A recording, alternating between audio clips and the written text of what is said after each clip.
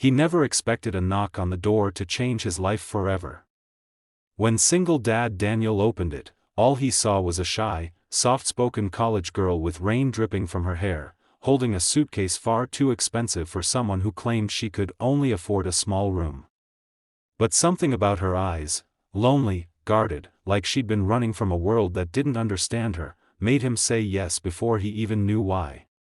He didn't realize then that she wasn't who she said she was, and that their worlds were about to collide in ways neither could have imagined. It had been 2 years since Daniel's wife passed away. The house was too quiet now, except for the gentle hum of cartoons his 6-year-old daughter Lily watched every morning before school. Daniel worked double shifts as a mechanic, but lately, the bills had begun piling up like unspoken grief. He needed help, financially, and perhaps emotionally too, when he saw the note on the college board that said, "Looking for a room near downtown." Quiet, clean, female student, he figured maybe fate had stepped in. He didn't expect that the girl who knocked on his door that night would bring warmth, and secrets, into the cold corners of his life. She introduced herself simply. "Hi, I'm Emily." She wore a plain gray hoodie, jeans, and sneakers. Nothing about her screamed wealth. Still, Daniel noticed her hesitation when she stepped into his modest home, as if she wasn't used to being somewhere that felt ordinary. The house smelled faintly of pancakes and engine oil. Lily peeked from behind Daniel's leg, holding her worn-out teddy bear. "Hi," Emily said softly, crouching a little. "I like your bear." Lily blinked. "His name's Mr. Buttons. He doesn't like new people." Emily smiled. "That's okay. I don't either." Something about that exchange melted Daniel's hesitation. He showed her the small spare room, bare walls, one wooden bed, a tiny desk by the window that faced the old oak tree in the yard. "It's not much," he said, scratching the back of his neck. "But it's warm, and quiet. Rent's $400 a month. Utilities included." She nodded quickly. "I'll take it." That night, as rain tapped against the roof, Daniel heard soft sobs coming from the guest room. He almost knocked, but didn't. Everyone had their own story, their own way of breaking. He respected that. Days turned into weeks. Emily settled into their little world, fitting herself into routines she clearly wasn't used to. She helped Lily with homework, cooked dinner when Daniel worked late, and even laughed, really laughed, at Lily's silly knock-knock jokes. Yet there were moments when Daniel caught her staring out the window with a faraway look, her fingers tracing something invisible on the glass. One Sunday afternoon, Daniel found her sitting on the porch steps, phone pressed to her ear. "I said I'm not coming home, Dad. Stop trying to control my life." Her voice cracked. "I want to live like a real person for once, not a name in a newspaper headline." She didn't know Daniel was standing behind her until she turned, eyes red. "I'm sorry you heard that," she whispered. "I'll find another place soon. I didn't mean to bring drama here." Daniel shook his head. "You don't need to leave.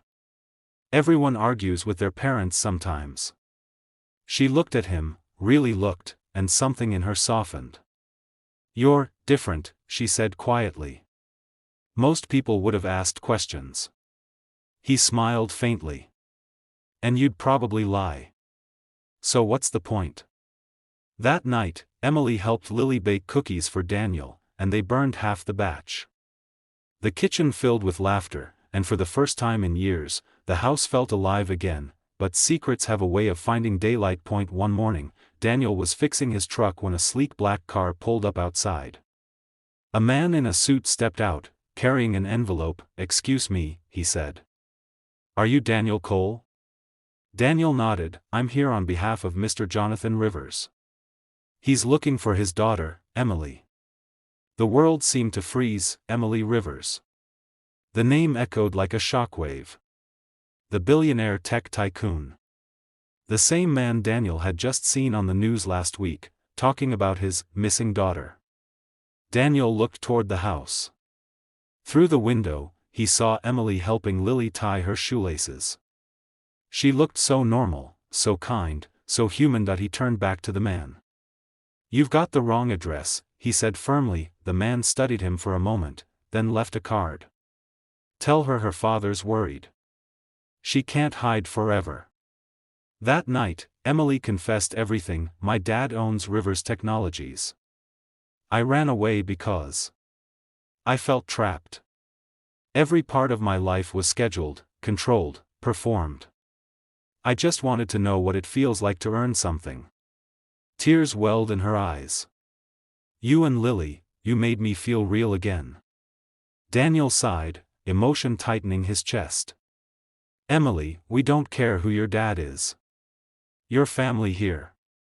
You don't have to run anymore." Weeks passed, and life quietly healed them all. Daniel found comfort in Emily's laughter. Emily found purpose in the small kindnesses of daily life.